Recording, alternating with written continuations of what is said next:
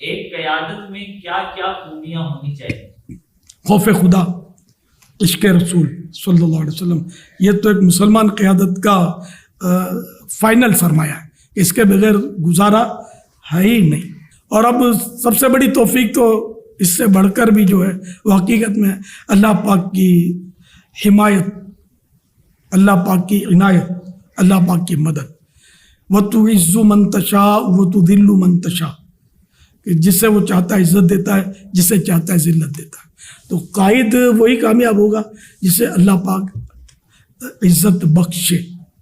اپنی اس میں خود کوئی مطلب اپنے طور پر کوئی کارکردگی نہیں ہوتی، وہ اللہ پاک جس کو توفیق دیتا ہے وہ کرتا ہے۔ اور میں نے اس پر غور کیا ہے تو مجھے تو یہ سب اللہ کی عنایت پر ہی منحصر لگا کہ سارے انبیاء کرام علیہ السلام یہ قائد ہیں، 100% کامیاب ہیں۔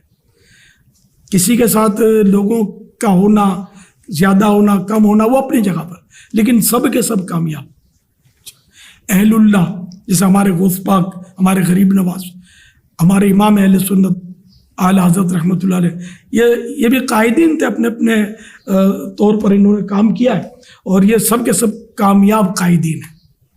تو ان کا سرمایہ جو تھا وہ خوف خدا اور عشق مصطفیٰ عز و جل و صلی اللہ تعالی علیہ وآلہ وسلم۔ ہاں، جو ناموری کے لیے کام کرتا ہے تو وہ ناکام ہو جاتا ہے، صرف ناموری کے لیے۔ اسی طرح اگر وہ غلط انداز اختیار کرتا ہے تو بعض صورتوں میں وہ اپنے شر کی وجہ سے کامیاب نظر آتا ہے، لیکن اس کی کامیابی کو حقیقی کامیابی نہیں کہہ سکتے۔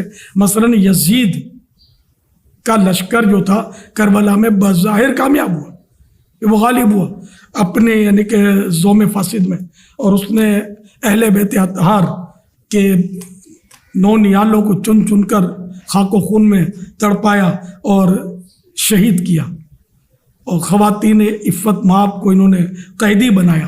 بظاہر وہ غالب تھے، خوشیاں مناتے ہوئے یہ نکلے وہاں سے، لیکن آج بھی ان کو ملامت کی جا رہی ہے، اور جو بظاہر مغلوب تھے آج بھی وہ دلوں پر حکومتیں کر رہے ہیں، یہ دنیا جانتی ہے۔ تو اس لیے وہ قلت، کثرت، بظاہر غلبہ یا مغلوبیت یہ نہیں ہے، بس اللہ پاک کی جس کو رضا حاصل ہے، جس کا اللہ پاک حامی و ناصر ہے، وہ قائد کامیاب ہوتا ہے۔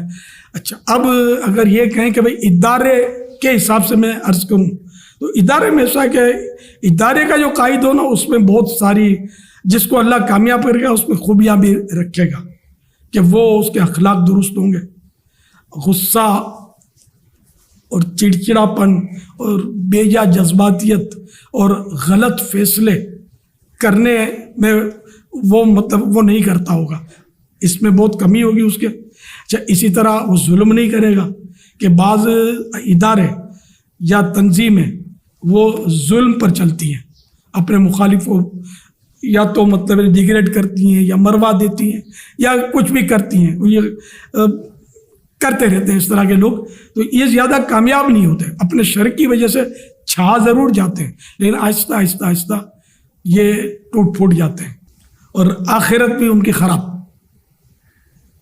تو اس لیے جو مطلب اگر دینی رہنما ہے یا دینی قائد ہے تو بس وہ خوف خدا اور عشق مصطفیٰ کا پیکر ہو، اس میں اخلاق کا پیکر ہو، نرمی ہو، اس کے اندر سخاوت ہو، سب کے سننے کا حوصلہ ہو، جو غلط مشورہ دے اس کو بھی وہ جھاڑتا نہ ہو، اس کی بھی سن لیتا ہو، اور ہر ایک کو وہ اہمیت دیتا ہو۔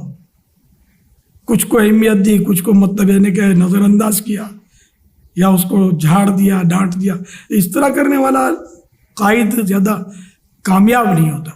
بچوں کے ساتھ، بوڑھوں کے ساتھ، سب کے ساتھ اس کا سلوک جو ہے مشفقانہ ہوگا، ہمدردانہ ہوگا تو وہ کامیاب ہوگا، جارحانہ ہوگا، حکیمانہ ہوگا تو اس کا کامیاب ہونا بہت مشکل ہے۔